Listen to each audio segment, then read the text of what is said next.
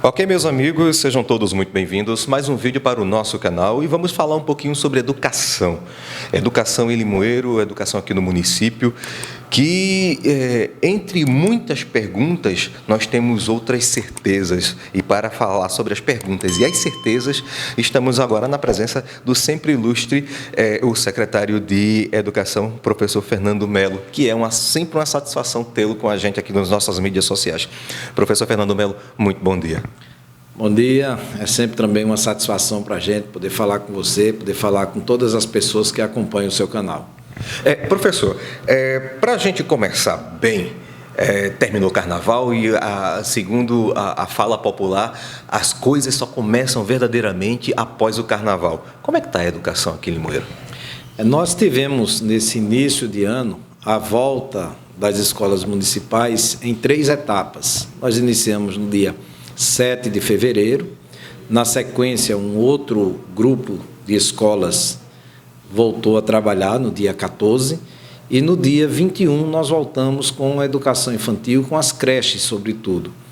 E esse trabalho ele foi fruto de um amplo debate envolvendo os setores da sociedade civil, envolvendo o poder legislativo, e toda a discussão ela foi feita buscando construir esse retorno de forma seguro e equilibrado, considerando ainda que nós vivemos um período de pandemia.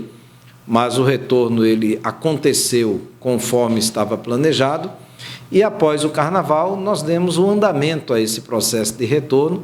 As escolas estão funcionando, o trabalho está sendo realizado e o monitoramento pela Secretaria de Educação ele vem acompanhando dentro daquilo que é a prerrogativa da própria Secretaria de acompanhar e apoiar as escolas nas suas atividades diárias. Bom, as voltas às aulas ela inclui um monte de uma gama muito grande de serviços, de situações que acontecem. Por exemplo, a estrutura das escolas, merenda, transporte. Vamos destrinchar passo a passo aqui. Vou tentar puxar essas informações suas. Escolas, como é que está a situação das escolas? As escolas, nós iniciamos um processo, todo um levantamento, toda uma análise das escolas, para que a gente iniciasse um processo de manutenção do prédio, da infraestrutura das escolas. Esse processo ele vem sendo elaborado, construído, desenhado desde o ano passado. E agora, no dia 3 de março, nesse dia 3 de março, nós tivemos um momento de habilitação das empresas para fazerem essa obra de manutenção das escolas da rede pública aqui do nosso município.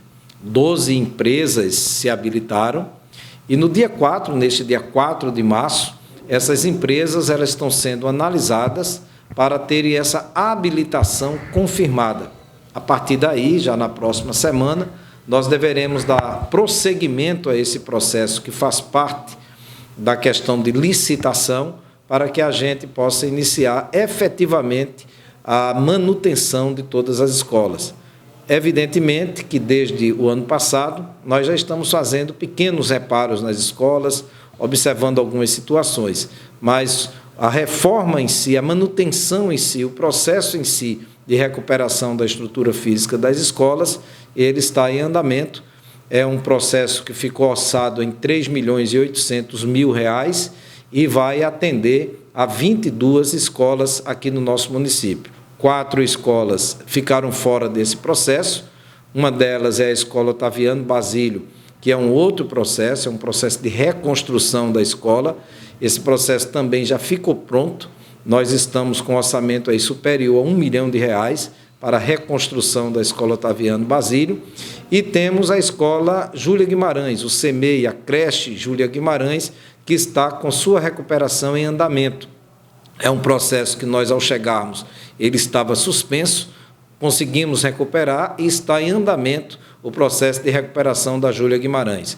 A Escola Desembargador, ela saiu de uma estrutura muito precária e está hoje num prédio que ainda, evidentemente, precisa de melhorias, mas em relação ao que funcionava, é muitas vezes superior e melhor do que a estrutura anterior, e a Desembargador também está numa situação que atende plenamente à demanda que hoje existe. E a outra escola que também ficou fora desse processo de manutenção é o CEMEI Sagrada Família, que foi inaugurado no dia 15 de maio do ano passado. Então, das 26 escolas, 4 estão fora do processo, 3 porque estão numa situação de atendimento à demanda e uma que é o Otaviano Basílio, que é um processo de reconstrução que também está já em fase conclusiva do projeto de elaboração, orçado aí na faixa de 1.100.000 ou pouco mais de 1.100.000 para a sua reconstrução. E as demais, como disse, custam 3.800.000 e hoje, nesse dia 4 de março, as 12 empresas que se habilitaram a fazer o processo de recuperação das escolas estão tendo suas documentações analisadas para a habilitação do processo de licitação. Bom, o senhor já respondeu antes da minha pergunta, que seriam quantas escolas iriam passar por esse processo. Já foi respondido. Vamos falar um pouquinho sobre a alimentação escolar, as merendas. Como é que está? Vai ser preciso passar por um processo licitatório também, a aquisição dessas merendas, ou já está tudo feito?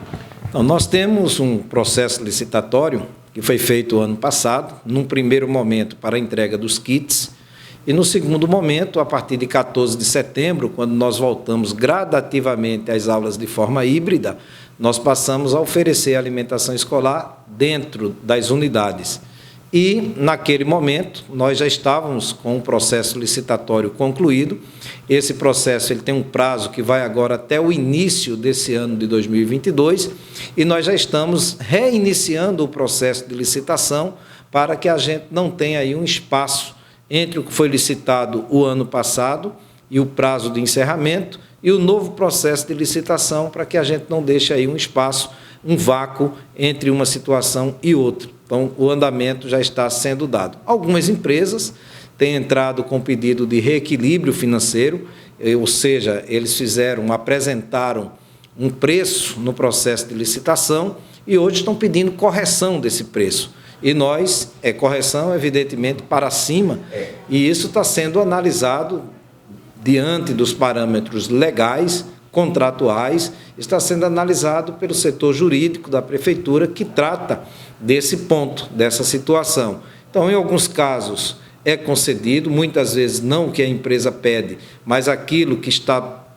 prestes, que está colocado no contrato, ou previsto no contrato, e outras vezes, por não ter amparo legal, esse realinhamento ele é negado.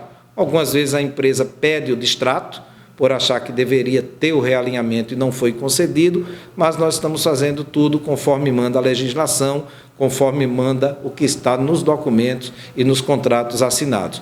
Por enquanto, um dos itens que a Secretaria tem sido muito bem avaliada é a alimentação escolar. O ano passado, no mapeamento que nós fizemos, nós tivemos aí dos pontos que nós avaliamos, a alimentação escolar, pela quantidade, pela qualidade, pela frequência, nós tivemos aí uma avaliação muito boa da alimentação escolar. E estamos seguindo esse ano o mesmo patamar de exigência de participação, de envolvimento, de conduta, para que a alimentação escolar não falte nas escolas da rede municipal e esteja sempre em quantidade necessária e satisfatória e em qualidade para que as nossas crianças elas possam ser bem alimentadas. E a fiscalização sempre rígida para não acontecer aquela tentativa que aconteceu na entrega dos produtos da última licitação. Nós temos mantido sempre muito rigor nessa fiscalização, não é fácil, são praticamente 6.000 refeições todos os dias, 6.000 refeições todos os dias na rede municipal de Limoeiro. Então, veja que não é uma coisa fácil, não é uma coisa simples de se fazer, mas é uma coisa que tem sido feita, que tem sido acompanhada. Nós temos o Conselho da Alimentação Escolar, que recentemente esteve reunido, foi convidado e se reuniu para acompanhar, analisar, avaliar a merenda de forma geral, inclusive os valores de compra, os pagamentos feitos, os contratos assinados. Então, o Conselho da Alimentação Escolar, nós fazemos questão de que a nossa equipe de alimentação escolar esteja sempre sintonizado e nos períodos que a lei determina, a gente convocar o Conselho para que o Conselho possa se posicionar em relação a tudo que tem a ver com a merenda de forma muito transparente, de forma muito clara. Fernando, com relação ao percurso, à entrega dos alunos nas escolas, como é que está a frota de ônibus, está tudo ok, tudo certinho? Olha, nós assumimos em 21, janeiro de 21, com um ônibus rodando, um ônibus rodando. Hoje nós temos 17. Evidentemente que todas as semanas nós não temos 17 ônibus rodando, porque da frota nós tínhamos como já disse, funcionando, 7 novos que chegaram em julho do ano passado, e os demais foram ônibus que estavam numa situação que precisava de uma manutenção, uma grande manutenção, podemos dizer assim. E nós temos aquela situação, você bota uma caixa de marcha no ônibus, ele dá problema no freio. Você conserta o motor, ele dá problema na bateria. Você, enfim, vai para a suspensão, ele dá problema numa outra situação. Então, é uma situação que a gente vem fazendo a manutenção em serviço. Então, os ônibus passaram por um primeiro momento de manutenção e dentro de um processo que está sendo acompanhado por nossas equipes, a gerência de transportes, a coordenação de transportes, vem sendo acompanhado e nós estamos gradativamente substituindo peças que já estão antigas e que estão já perto do seu prazo de vencimento, nós estamos substituindo, sobretudo muito cuidado nos pneus, cuidado em acessórios como limpador de para-brisas, buscando sempre garantir a estrutura mecânica dos ônibus e também a sua condição de atender as crianças. Fazendo aquele trabalho de profilaxia. Antes de quebrar, a gente substitui para evitar um mal maior. Mesmo assim, nós temos tido ônibus que quebram no dia a dia. Quebra um hoje, quebra outro amanhã. Então, a gente vai substituindo, vai trazendo, vai trocando as peças para que a gente tenha, num curto espaço de tempo, a gente tenha uma frota toda, digamos assim, adequada, consertada, revisada, com todo o equipamento necessário de segurança para que a gente atenda as nossas crianças e nossos estudantes. Evidentemente que hoje nós trabalhamos, existe um tal de georreferenciamento, todas as rotas elas são filmadas e fotografadas por satélite. Então vai um carro com GPS, anda, faz a rota, essa rota é acompanhada por um satélite. Esse satélite, ele fotografa essa rota, o início da rota, final da rota. Nós temos que, na prestação de contas, colocar no documento cada estudante que vai dentro desse carro, onde eles entram, onde eles descem, onde eles pegam na volta para chegar em casa. Então, é um trabalho que nós fizemos com dados de 2019, porque nós tivemos 2020 a pandemia, foi uma realidade que as escolas fecharam, nós não tivemos aulas. 2021, as escolas começaram a voltar em 14 de setembro de forma gradativa e ainda tivemos escolas que não voltaram em 21. Então, os dados do georreferenciamento, eles foram de 19. Então, são situações que estão desatualizadas e que muitas vezes levam a gente a ter uma rota que não existe mais. Essa rota está lá fotografada, filmada, mas ela está desativada. E tem necessidade de uma nova rota que a gente não pode atender porque não está georreferenciada. Então, nós já tivemos uma discussão interna na secretaria e nós vamos fazer um novo processo de licitação para contratar uma empresa para fazer um novo georreferenciamento, atualizar com dados de 22 para que a gente possa oferecer em todas as rotas, em todos os lugares que nós tenhamos estudantes, o transporte que assegure a vinda desse estudante para a sua escola. Então, esse processo de georreferenciamento vai ser feito dentro de um processo licitatório para nos dar a realidade da necessidade das rotas, dos quantitativos de alunos que precisam sair das suas comunidades rurais, sobretudo para as escolas, sejam em comunidades próximas ou seja aqui na cidade, na zona urbana. Mas é um trabalho que vem sendo feito, nós temos acompanhado de perto. Evidentemente que trabalhar com dados de 19 deixa alguns furos para a realidade de 2022. Mas dentro disso nós temos buscado, com carros reservas, com carros próprios da Prefeitura, atender à situação de demandas que não estão no georreferenciamento, digamos assim, propriamente dito. Mas como são veículos próprios, a gente utiliza para fazer esse, digamos assim, cobrir determinadas situações para que os alunos não fiquem sem o transporte. E ainda existem situações que ficam, que a gente precisa estar atendendo no dia a dia, fazendo algumas adequações e algumas adaptações. Mas isso é feito e com um novo georreferenciamento, com certeza a gente vai poder ter uma realidade e atender bem os nossos alunos. Agora, Fernando, falando ainda de transporte, mas agora mostrando a outra realidade dos que são os alunos do ensino superior, como é que estão a perspectiva das voltas às aulas para as faculdades e voltando às aulas para as faculdades e os transportes para esses alunos? Hoje nós temos 5 rotas ativas para o ensino superior. Nós, apesar de não termos uma legislação que obrigue a prefeitura a fazer esse transporte, mas nós temos a consciência e é uma posição de governo municipal de apoiar os estudantes universitários.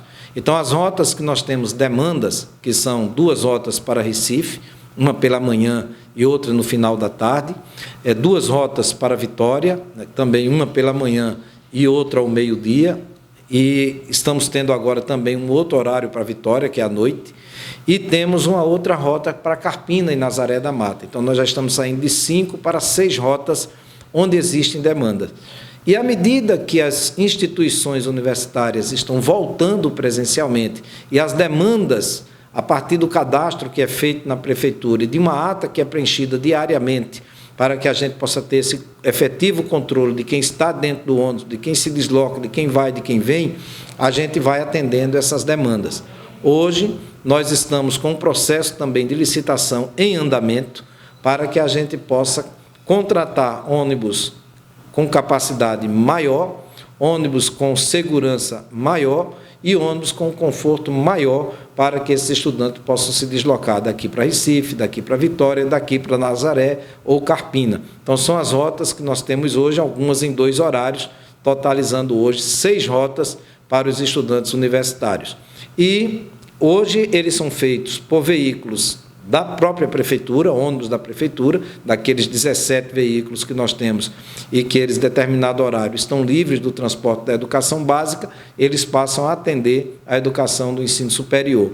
E são feitos também por uma empresa que está contratada temporariamente, até que o processo de licitação ele seja efetivado para que a gente possa garantir, através de um contrato, por um período maior, através da licitação, até o final do ano, esse transporte seguro, transporte com pontualidade, transporte com conforto, com a ideia que as cadeiras sejam reclináveis, o ônibus tenha ar-condicionado, porque os estudantes já se deslocam cedo, muita gente sai daqui antes das 5 da manhã para Recife. Outros saem de Recife para casa, 10 horas da noite. Então, o conforto que a gente puder proporcionar para essas pessoas que às vezes trabalham também durante o dia, eles possam ter o conforto e a segurança também para viagens mais curtas, como é o caso de Vitória de Santo Antão, Carpina, Nazaré da Mata, que são rotas que a prefeitura atende nesse momento, podendo atender outras que vierem a oferecer demanda.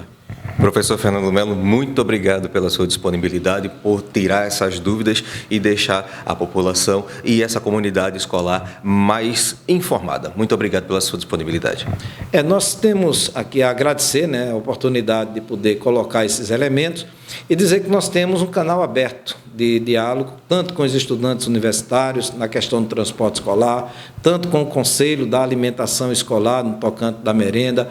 Temos uma situação do ponto de vista do Conselho Municipal de Educação, que tem participado ativamente de todas as programações, inclusive da construção do calendário escolar, da construção da programação de volta às atividades presenciais. Temos mantido também contato com a Comissão de Educação da Câmara de Vereadores. Temos, inclusive, convidado para participar o Conselho da Criança e do Adolescente, o Conselho Tutelar. Então, nós temos buscado fazer uma gestão que seja aberta e esteja integrada às entidades que representam a sociedade civil, porque nós estamos aqui, inclusive, também para receber informações, receber críticas, e a partir dessas informações, dessas críticas, dessas sugestões, a gente vai alinhando o nosso planejamento e encaminhando junto com a nossa equipe a fim de oferecer tudo aquilo de melhor em termos de educação que a nossa população merece. Pois bem, meus amigos, este foi o professor Fernando Melo, que é o secretário de Educação aqui do município de Limoeiro. Se você gostou do nosso vídeo, compartilhe, se inscreva e faça ele chegar a mais pessoas. Trazendo informações de Limoeiro e toda a região, Júnior Silva, para a Web TV Notícia.